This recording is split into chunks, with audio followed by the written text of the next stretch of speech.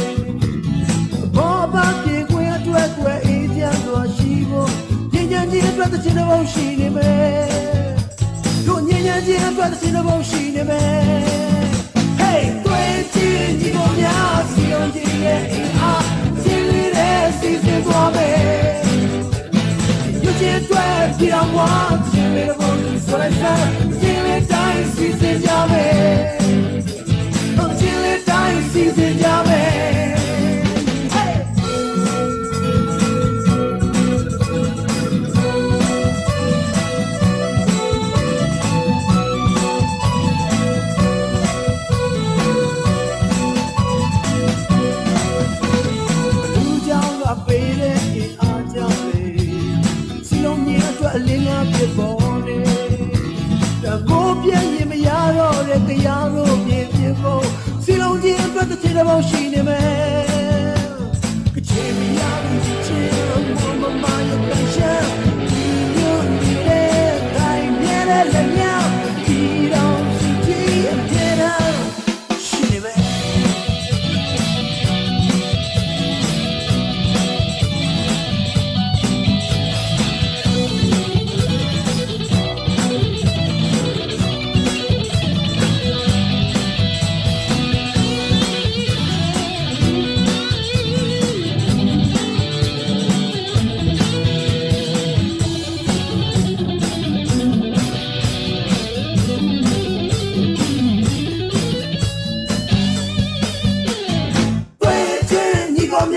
စီလုံးကြီးရဲ့အင်အားချင်းလေးတဲ့စီစဉ်သွားမယ်ဒီမြင်းချင်းတွေပြည်တော်ကွာတချင်းလေးတော့လို့သူဆိုလိုက်စမ်းတချင်းလေးတိုင်းစီစဉ်ကြမယ်တို့သွေးချင်းညီကောင်များစီလုံးကြီးရဲ့အင်အားချင်းလေးတဲ့စီစဉ်သွားမယ်ဒီမြင်းချင်းတွေပြည်တော်ကွာတချင်းလေးတော့လို့သူဆိုလိုက်စမ်းတချင်းလေးတိုင်းစီစဉ်ကြမယ်